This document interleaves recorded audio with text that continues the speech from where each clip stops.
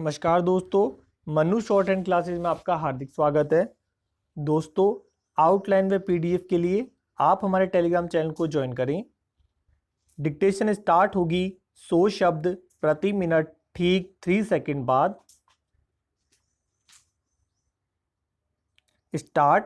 जब से जम्मू कश्मीर का विशेष दर्जा खत्म हुआ है और उसे केंद्र शासित प्रदेशों में बांट दिया गया है, तब से वहां सक्रिय चरमपंथी संगठनों की गतिविधियां बढ़ गई है। हालांकि सुरक्षा बलों की मुस्तैदी और सख्त कार्रवाई की वजह से पिछले 1 साल में वहां आतंकी हमलों में काफ़ी कमी आई है।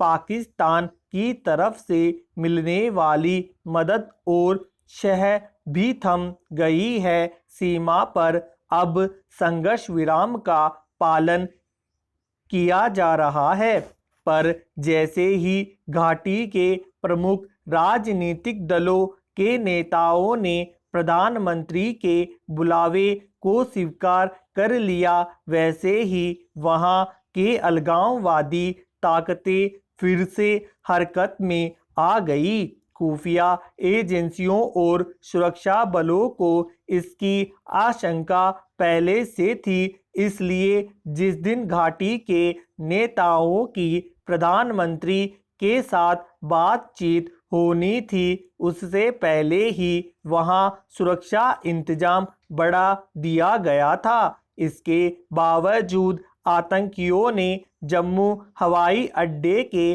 पास वायुसेना परिसर में ड्रोन से बारूदी विस्फोट कर दिया। अभी तक उस घटना की जिम्मेदारी किसी आतंकी संगठन ने नहीं ली है, पर लश्कर तैयबा पर शक जाहिर किया जा रहा है। राष्ट्रीय सुरक्षा एजेंसी घटना की जांच कर रही है। इस घटना के एक दिन बाद ही एक विशेष पुलिस अधिकारी के घर में घुसकर आतंकियों ने अधिकारी, उसकी पत्नी और बेटी की हत्या कर दी। उसके बाद भी सीमा पार से हमले की नीयत से आए 2 ड्रोन जम्मू के वायुसेना क्षेत्र में देखे गए।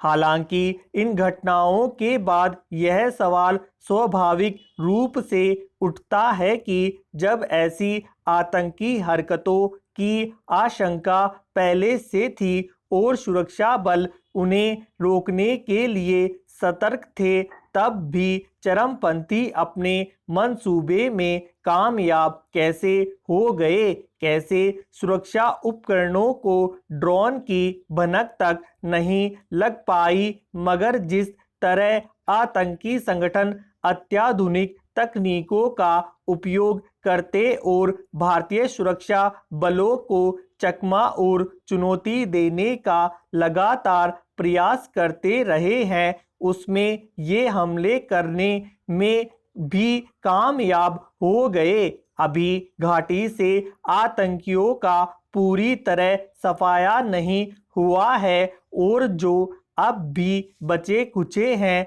वे ऐसी हरकतें करके अपना वजूद जाहिर करते रहते हैं।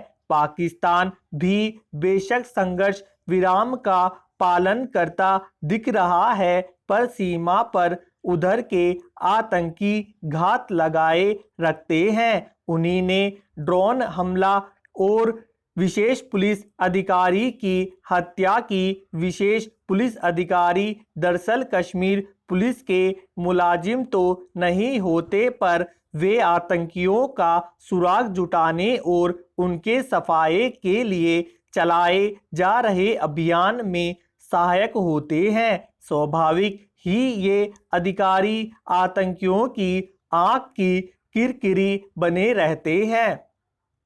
जब तक जम्मू कश्मीर को विशेष दर्जा मिला हुआ था और वहां आज़ादी की मांग उठाने की संभावना बची हुई थी, तब तक दहशतगर्दों के लिए भी जमीन बची हुई थी।